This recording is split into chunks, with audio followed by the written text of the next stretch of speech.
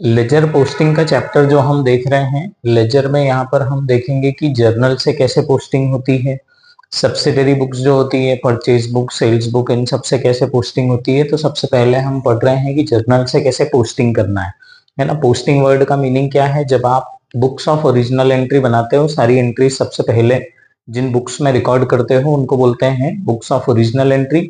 Businessman के पास दो option होते हैं, या तो वो पूरा जर्नल में रिकॉर्ड करे या फिर वो डिवाइड कर दे जर्नल को और सब्सिडरी बुक्स में रिकॉर्ड करे।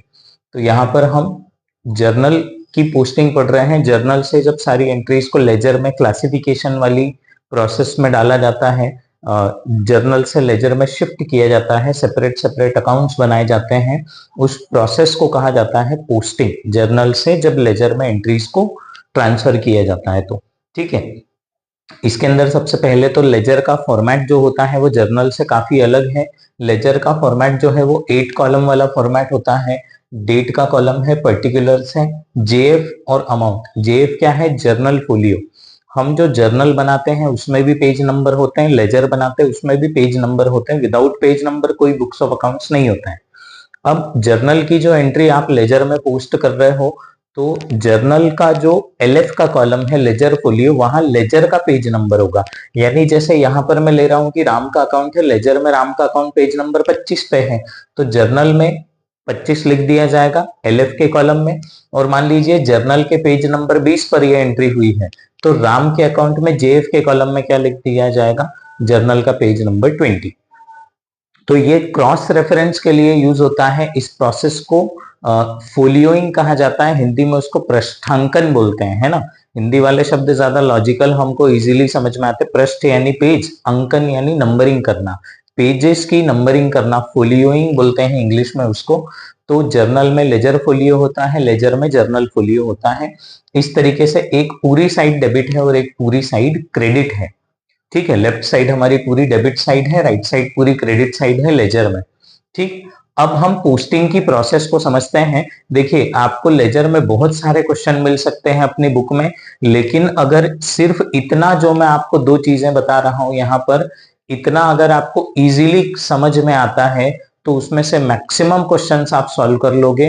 कोई बड़ी बात नहीं है आपके लिए कोई भी क्वेश्चन सॉल्व करना लेजर का। लेजर में न्यूमेरिकल जनरली दो टाइप के होते हैं। एक वो होता है जिसमें सारी जर्नल एंट्रीज भी करना है आपको, सब्सिडरी बुक्स भी बनाना है और साथ में लेजर पोस्टिंग भी करना है। और कुछ क्वेश्चन जो बहुत अच्छे लॉजिकल तरीके से दिए होते हैं कि एक पर्सन से रिलेटेड या एक किसी अकाउंट से रिलेटेड बहुत सारे ट्रांजेक्शन दिए हैं और उस एक ही अकाउंट को आपको प्रिपेयर करके बताना है ना। तो ये दो टाइप के न्यूमेरिकल हो सकते हैं। हम यहाँ पर न्यूमेरिकल करके देखेंगे, लेकिन पहले हम प्रोसेस को समझते हैं कि प्रोसेस कैसे करना है। सबसे पहली चीज, अगर कोई जर्नल एंट्री आपको दिख रही है, Ram's account debit to cash account, Ram को आपने कैश पे किया है, तो आपको देखना क्या है? सबसे पहली चीज, इस एंट्री में दो अकाउंट है, तो वो दो अकाउंट में ये एंट्री जाने वाली है। आप जानते हैं डबल एंट्री सिस्टम में हर ट्रांजेक्शन एटलीस्ट दो अकाउंट्स पे इंपैक्ट डालता ही है, ठीक है। तो ये जो मैं आपको वीडियो बना रहा हूं, ये दो चीजों पर बना रहा हूं। एक है सिंपल जर्नल एंट्री और एक है compound journal entry. Simple journal entry किसको बोलते हैं? जिसमें सिंगल डेबिट और सिंगल क्रेडिट है। और कंपाउंड एंट्री किसको बोलते हैं? जिसमें मल्टीपल डेबिट सिंगल क्रेडिट हो या फिर सिंगल डेबिट और मल्टीपल क्रेडिट हो, ठीक है। जो multiple debit and multiple credit होती है वो कॉम्प्लेक्स एंट्री होती है। उसकी पोस्टिंग आपको 11th के लेवल पर ज्यादा देखने को नहीं मिलेगी। कहीं कहीं 12th में उसका इधर उधर काम पड़ सकता है, लेकिन अभी के लिए आप सिर्फ इन दो चीजों को समझें, है ना। वो चीज बहुत आगे का मैटर है, उसको आपको अभी देखने की जरूरत नहीं है, स्पेशली 11th क्लास के बच्चों को, ठीक है। तो ये दो चीजें समझेंगे हम। पहले सिंपल जर्नल एंट्री को समझते हैं। राम का अकाउंट अगर जर्नल एंट्री में डेबिट साइड है तो राम के अकाउंट में ये एंट्री डेबिट साइड जाएगी। राम का अकाउंट अगर एंट्री में डेबिट है तो डेबिट साइड एंट्री जाएगी राम के अकाउंट में, लेकिन हमेशा नाम ऑपोजिट साइड वाले अकाउंट का आता है पर्टिकुलर्स में। राम के अकाउंट में कभी भी राम का नाम नहीं आने वाला है, क्योंकि राम खुद से ट्रांजेक्शन नहीं कर रहा है। कोई भी पर्सन खुद से ट्रांजेक्शन नहीं कर सकता है, तो कोई भी अकाउंट में उसका खुद का नाम नहीं आएगा। नाम उसका आएगा जिस दूसरे अकाउंट से उसका ट्रांजेक्शन हुआ है, ठीक है, जो ऑपोजिट साइड था एंट्री में। तो पहली चीज, राम का अकाउंट जो है वो डेबिट है तो एंट्री डेबिट साइड आएगी, ठीक है। और नाम किसका आएगा? जो ऑपोजिट साइड है, यानी कैश। एक चीज अच्छे से याद रखें कि जर्नल में जो टू लिखा जाता है वो क्रेडिट में लिखा जाता है, और वही चीज लेजर में जो है वो डेबिट में लिखी जाती है ना।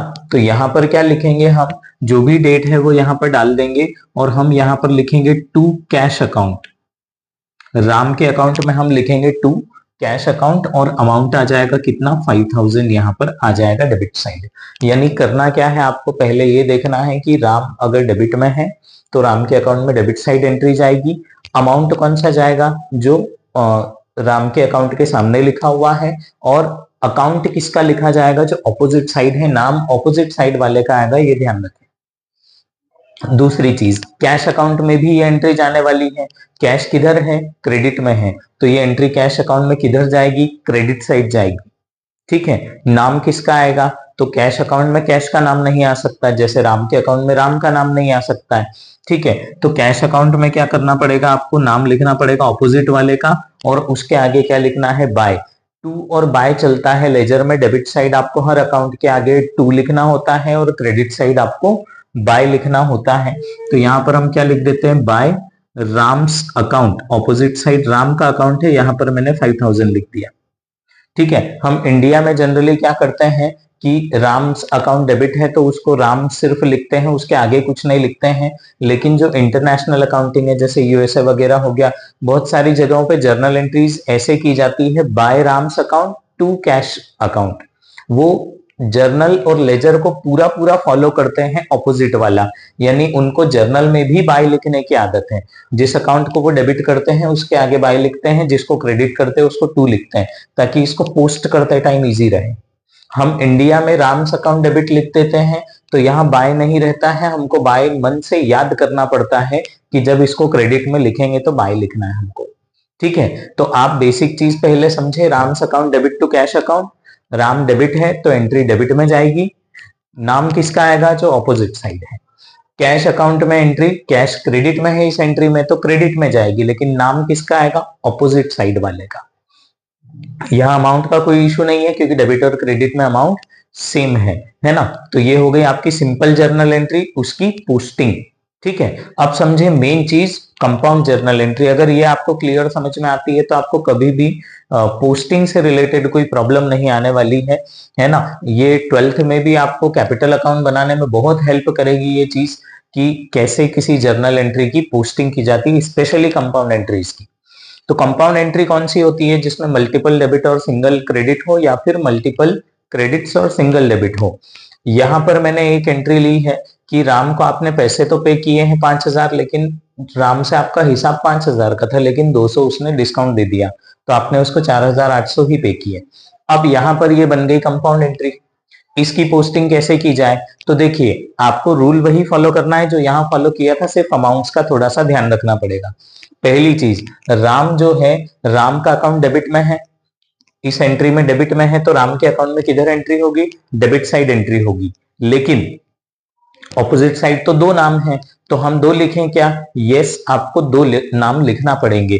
कैसे, यहां पर एक आएगा टू कैश अकाउंट और एक आएगा टू डिस्काउंट रिसीव्ड। ये दो नाम आपको राम के अकाउंट में डेबिट साइड लिखना पड़ेंगे। अमाउंट कैसे लिखें, एक बार में 5000 लिख दें क्या, नहीं, आपको कैश अकाउंट के सामने 4800 दिख रहा है वो लिख दिया, और डिस्काउंट रिसीव्ड के आगे 200 लिखना है वो लिख दिया है ना। वो जो भी दिख रहा है आपको सामने वो लिखना है। अब आप सोचोगे कि 5000 नहीं आया, बिल्कुल आ गया। राम के अकाउंट में डेबिट साइड इन टोटल तो 5000 चला गया, यानी राम का अकाउंट डेबिट हो गया कितने से, 5000 से। समझ में आया, राम डेबिट साइड है इसलिए एंट्री डेबिट में है, और नाम किसके आएंगे, ऑपोजिट साइड वालों के। दो एंट्री है तो उन दोनों के सामने जो 4800 और 200 लिखा है, तो टोटल 5000 रुपए राम के अकाउंट में डेबिट हो गए। ठीक है, दूसरी बात करें हम कैश की, तो कैश किस साइड है, क्रेडिट साइड है, तो कैश में एंट्री किस साइड होगी, क्रेडिट साइड एंट्री होगी। और लिखेंगे किसका नाम, हम राम का नाम लिखेंगे बाय राम्स अकाउंट। अमाउंट कितना लिखें, तो अमाउंट देखिए कैश के सामने अमाउंट कितना है, 4800, तो यहां पर अमाउंट कितना आ गया, 4800। ठीक है, अगर मैंने कैश के आगे 5000 लिख दिया तो क्या मेरी जेब से 5000 कैश गया, नहीं गया। जेब से कैश कितना गया है, 4800, तो वही लिखना है मुझे 4800। उसके बाद डिस्काउंट रिसीव्ड, यहां पर भी सेम आ जाएगा। देखिए डिस्काउंट रिसीव्ड भी क्रेडिट में है तो एंट्री क्रेडिट में जाएगी, लेकिन नाम किसका आएगा? ऑपोजिट साइड वाले का। गलती से कैश वगैरह नहीं लिखना, ऑपोजिट साइड वाले का नाम आएगा, यानी ये क्रेडिट है तो डेबिट वाले का नाम आएगा। यहां पर क्या आ जाएगा? बाय राम्स अकाउंट, कितना? 200 रुपए। इस तरीके से आपको फॉलो करना है। आप सिंपल जर्नल एंट्री और कंपाउंड जर्नल एंट्री जो भी आपकी बुक में दे रखी हैं, उन सिंपल और कंपाउंड जर्नल एंट्रीज की पोस्टिंग करके देखें। जैसे मैं आपको एक एग्जांपल यहां पर दे रहा हूं, है ना, इसका आप करके देखें कि जर्नल एंट्री क्या है। Cash withdrawn from bank, cash withdrawn from bank ₹500 for personal use and ₹1000 for office use. Business के यूज के लिए अपन ने पैसे निकाले। टोटल कुल मिलाकर हमने 1500 रुपए निकाले, जिसमें से 500 हमारे किस काम के लिए थे? पर्सनल, और 1000 रुपए किसके लिए थे? ऑफिस यूज यानी बिजनेस के यूज के लिए। तो इसकी आप जर्नल एंट्री करके देखें और पोस्टिंग करके देखें। अगर उसमें फिर भी आपको डाउट आता है तो आप कमेंट में पूछ सकते हैं। तो बेसिकली आपको जितनी भी जर्नल एंट्रीज है, आप अपना जर्नल का चैप्टर उठाओ, उसमें जो जो जर्नल एंट्रीज आपको दिख रही है उनकी पोस्टिंग करके देखो कि आपको प्रॉपर वो समझ में आ रहा है या नहीं। ठीक है, इसके बाद हम देखेंगे किसकी पोस्टिंग? सब्सिडरी बुक्स की, कि आप जो सब्सिडरी बुक्स बनाते हैं उसमें जो एंट्रीज की गई है महीने भर की या हफ्ते भर की, जितने भी टाइम की, उनकी पोस्टिंग कैसे की जाएगी लेजर में।